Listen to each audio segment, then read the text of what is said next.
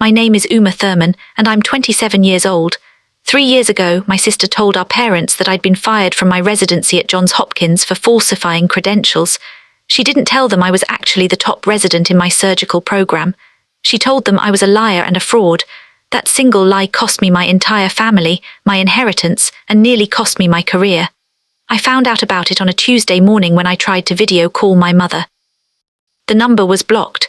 Then I called my father, same thing. Then my sister's voicemail, and that's when I knew something catastrophic had happened, because my sister would never silence her phone. What followed was the longest silence of my life.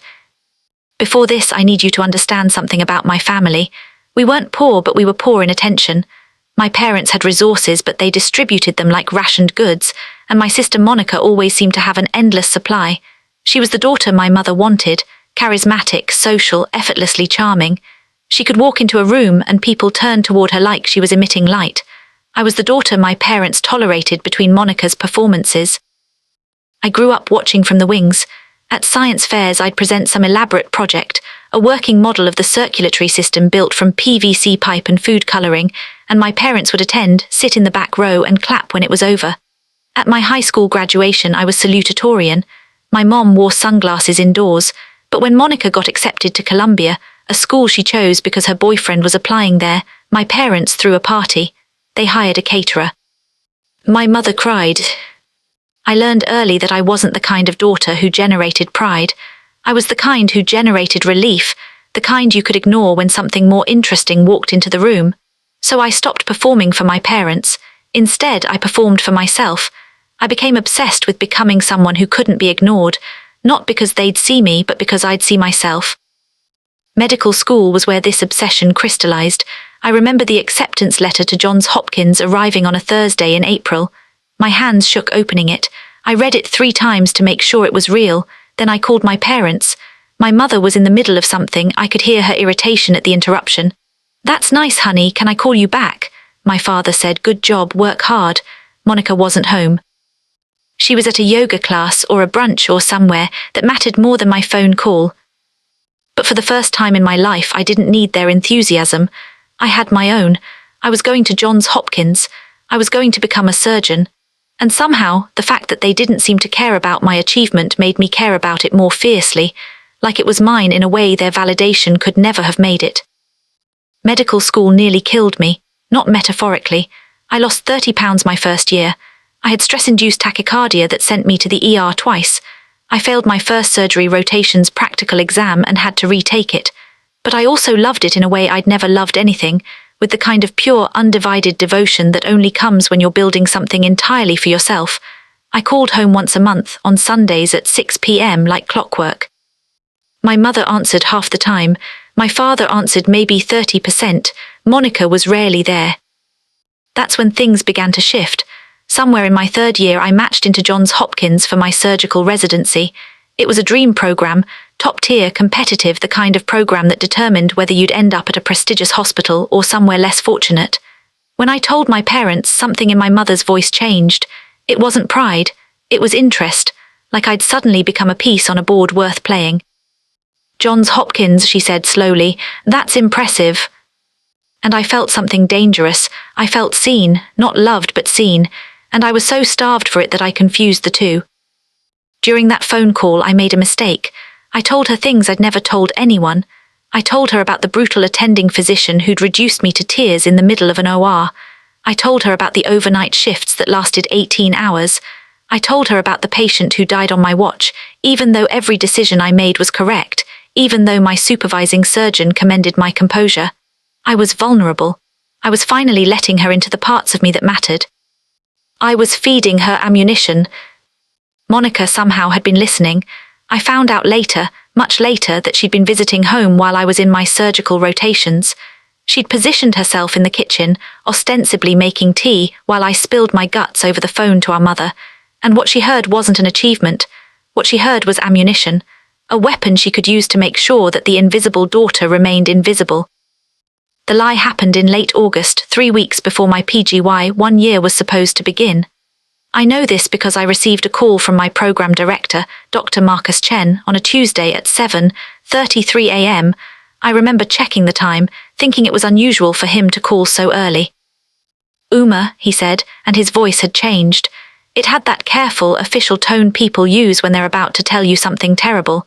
We've received some concerning communications from your family. Allegations that your medical school credentials were falsified, that you didn't actually graduate from Johns Hopkins School of Medicine. The world tilted. For a moment I couldn't speak. Dr. Chen, that's completely false. My credentials are real, I have my diploma, I passed my boards, I was there for 4 years. I believe you, he said, and I heard the but in his tone before he said it. But we need to conduct an investigation, standard protocol, you understand. I understood. I also understood in that moment that someone had called Johns Hopkins surgery program and told them I was a fraud. That someone was my sister. What followed was a cascade of horror. My program director told me I was suspended pending investigation. My medical school dean confirmed that I had actually graduated, that my credentials were genuine. I had documentation, official letters, everything. But the damage was already incised, and we all know it takes longer to heal an incision than it does to make it. I tried to call my parents. I called 14 times in the first 5 days. My mother's number went straight to voicemail after the 3rd attempt. My father's number after the 4th attempt went to a message telling me the subscriber had blocked my number. I sent emails, detailed, comprehensive emails explaining that the allegations were false, that I had documentation, that I could provide any proof they needed. Every email was returned unread. I sent a handwritten letter to my parents' house. My mother wrote back 3 weeks later on a single piece of paper, "Until you're ready to tell the truth, you're no longer welcome here. We don't have a daughter who lies." There was no signature, just those words in my mother's careful, beautiful handwriting. I kept that letter for a long time. I don't know why. Maybe because it was proof that she'd at least written something, even if it was a deletion of me. My father never responded. Monica never responded. No one from my family acknowledged my existence except to erase it. Here's the thing about institutional investigations, they move slowly, glacially. It took Johns Hopkins 3 months to contact my medical school, interview faculty, review my records, and formally clear my name. 3 months during which I existed in suspended animation, not expelled but not accepted either. Not dead but not living. My program director called me personally to apologize. "This was a misunderstanding that should never have reached us," he said. "We are reinstating your position immediately. Your suspension is cleared." But the damage was already done. Not to my career that survived. I returned to my residency and threw myself into it with the kind of ferocity that came from having nothing left to lose. No family to disappoint, no expectations to manage, no performance to maintain. I was finally completely free, and I was completely alone. That's when Dr. Sarah Chen entered my life. She was the chief of surgery, the person who'd initially hired me, and after the suspension was lifted, she called me into her office. I thought it was going to be another apology. Instead, she said, "I know what happened. Dr. Marcus told me everything. I want you to know that you never doubted yourself during this, and that matters. That's the mark of someone who belongs here." She became the person my mother never was, not because she was easier or kinder in some vague way, but because she saw me. She saw my work, she acknowledged my progress. She also crucially set boundaries. She didn't try to be my friend, she was my mentor. There's a difference, and that difference is what made it real. I built a new life in Baltimore. I had an apartment that faced the hospital. I had colleagues who became friends. I had a discipline, a calling, a purpose that was entirely mine. And I had the quiet, determined satisfaction of proving that the lie about me would never be true. Years passed, I excelled through my residency. I was published. I was asked to teach. I was the kind of surgeon other residents wanted to work with, not because I was easy, but because I was fair, because I saw them, because I understood in my bones what it felt like to be invisible. 3 years after the lie, my mother had a stroke. I found out through a hospital notification system. She'd listed me as an emergency contact years ago, and when she was admitted to the stroke center at Johns Hopkins, the system automatically triggered. I was in the middle of a surgery. I remember my phone vibrating in my pocket, the vibration pattern I'd set for family notifications. The one I'd kept hopping would come with a different kind of message than this. When I came out of the OR, I called the stroke center. My mother was stable but paralyzed on her left side, moderate severity, Prognosis uncertain. I could speak to her family. That was the phrasing. We can connect you with her family. I was her family. I was also a stranger. I pulled up her file and I did what I'd trained myself never to do. I looked at her medical information not as a daughter but as a surgeon. Anterior cerebral artery thrombosis. Good perfusion window. Strong candidates for thrombectomy.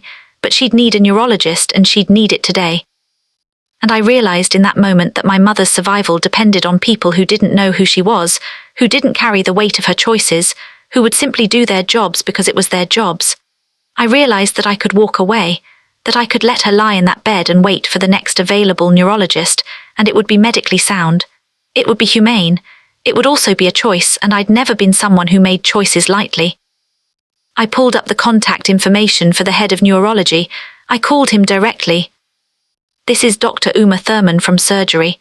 I have a patient, 72-year-old female anterior cerebral artery thrombosis, excellent candidate for intervention, presenting within treatment window.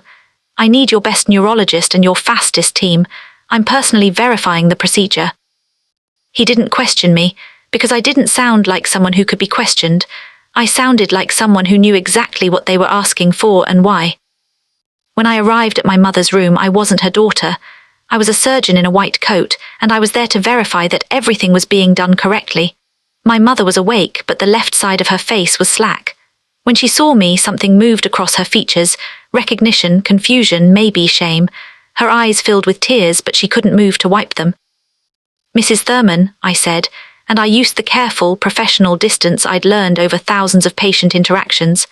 I'm Dr. Uma Thurman from Johns Hopkins Surgery. I've reviewed your case, and you're going to have an intervention in the next 30 minutes.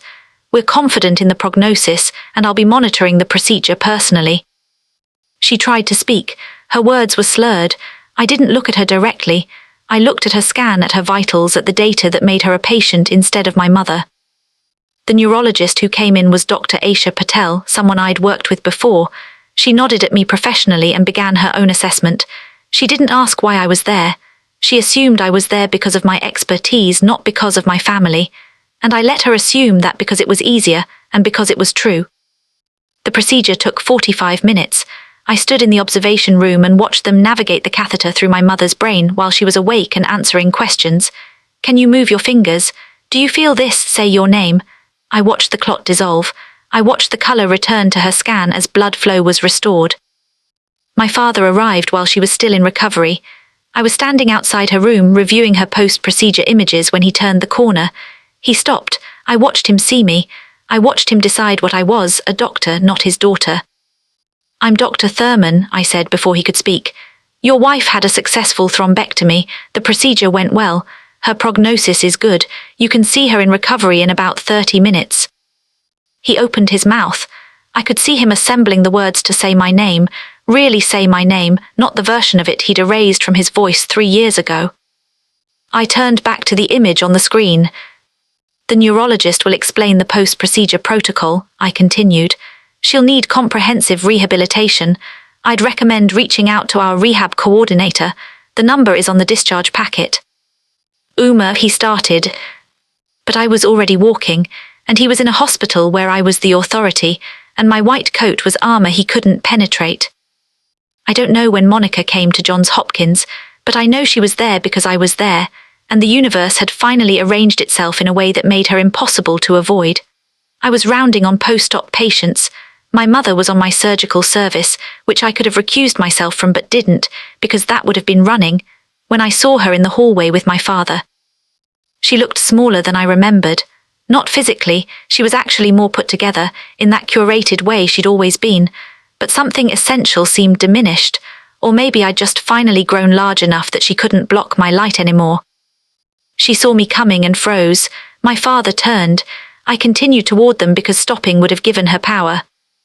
Good morning, I said, in the tone I used for families of patients, professional, present, not cold but not warm. I'm making rounds on your wife and mother. She's doing well. Early indicators suggest good neurological recovery. I'll have an update for you this evening. Uma, we need to talk, my father said. I'm on rounds, I replied. I have 15 other patients this morning, perhaps this evening after I've finished my surgical schedule. I didn't wait for a response. I walked past them both and I could feel my sister watching me, and I knew what she was seeing. A woman in a white coat, a woman who'd become exactly what she pretended to be, a woman who didn't need any of them to be real. That evening, I met with my parents in a quiet conference room off the main hallway.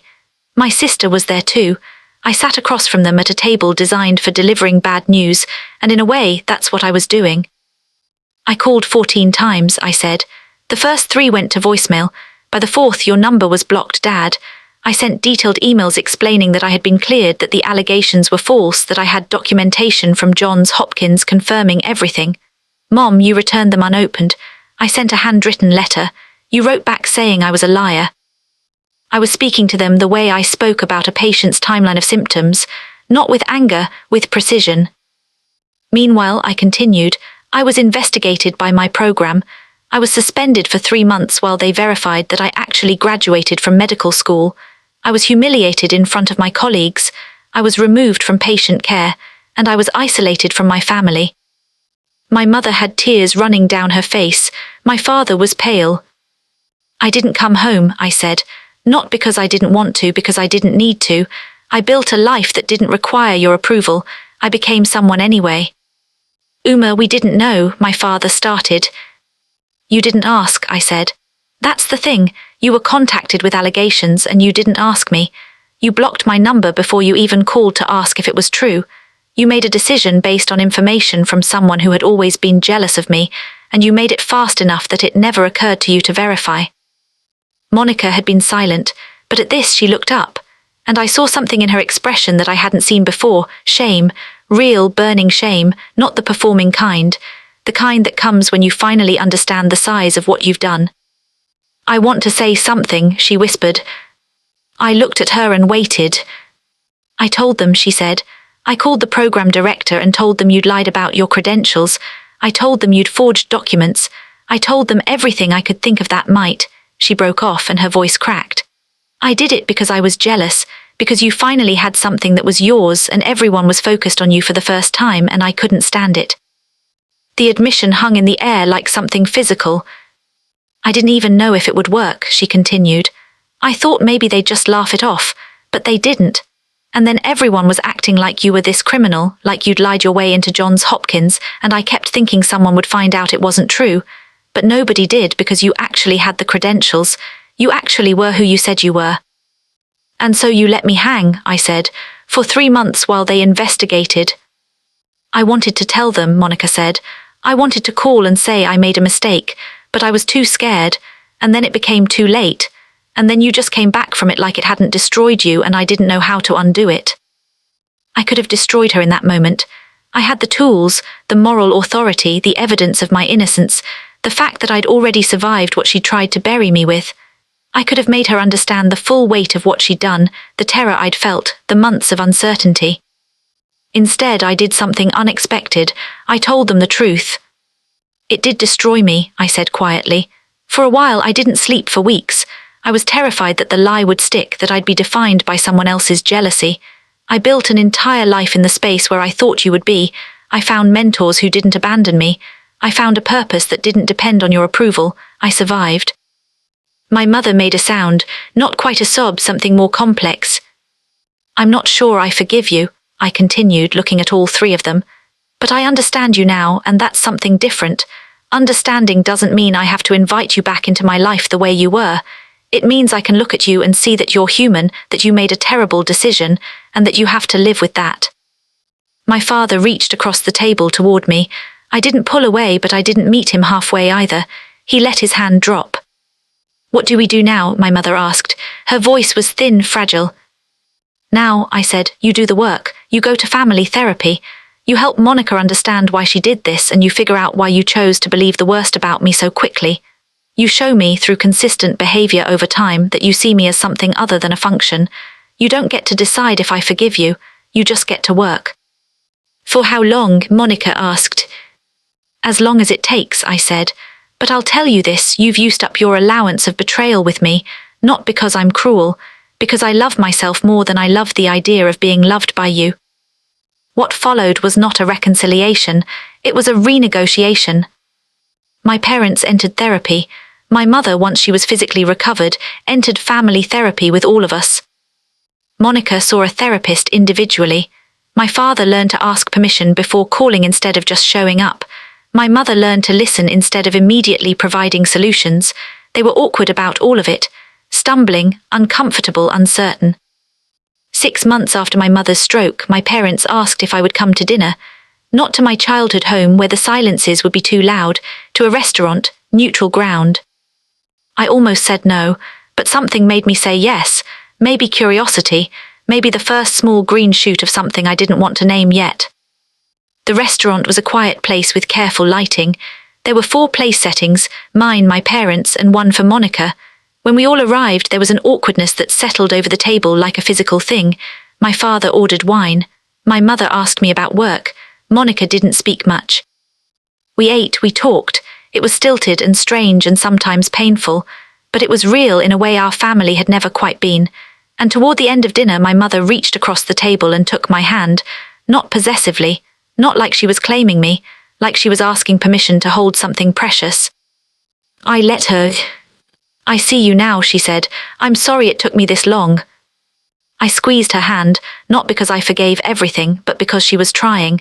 Because she was here, not performing, just attempting to be present in a way she'd never managed before. Monica looked at me and said something simple, "I'm sorry." And I nodded because I was too tired to say more, and because I understood that sorry was all she had. The apology wasn't a key that unlocked everything. It was just an acknowledgement that she'd locked the door. "It's a start," I said. Over the following year, we continued to build something new. It wasn't family the way it had been. It wasn't even family the way I'd wanted it to be, but it was something. My parents came to a surgical conference where I was presenting a paper. They sat in the back row, and this time they sat forward and took notes. Monica came to Sunday brunch once a month, and we learned to talk to each other about small things, books, restaurants, the weather, building a foundation that might someday support something larger. There were setbacks, times when my father said something that made me remember exactly why I'd learned not to need him, times when my mother attempted to solve a problem I'd only been trying to share, times when Monica's jealousy flickered across her face like a light that didn't quite go out. But here's what I learned through all of it. Forgiveness isn't an event, it's a practice, and it's not about deciding that what happened was okay, it's about deciding that you're worth the work of rebuilding something. I'm 27 years old, and I am finally, imperfectly, genuinely okay. Not because my family became what I needed them to be, but because I became someone who didn't need them to be anything in particular. I succeeded because I built my life on my own terms, and now, if my family wants to be in it, they can be, but it's my territory. I decide who enters and under what conditions. The silence I used to fill, my mother's need for support, my father's image management, my sister's performance, that silence was always going to exist. I just stopped filling it. And in that silence, I found out who I was when I wasn't busy being what everyone else needed. If you're in a situation where you're only important when you're useful, let me tell you what I learned. Your value isn't determined by what you provide. It's inherent. It's already there. And the people who can't see it without you proving it through service aren't people who get to keep you. See yourself first. And if you can't do that yet, let me see it for you. You are enough exactly as you are right now, not because of what you accomplish, because you exist. My name is Uma Thurman, and I am enough. It only took me 27 years and a lie that nearly destroyed me to figure that out. And you know what? 4 plates at a table, a conversation that's awkward but real, a mother who's learning to listen, a father who's learning to ask, a sister who's learning that jealousy is just fear wearing a prettier outfit. It's not perfect, but it's real. And real is everything.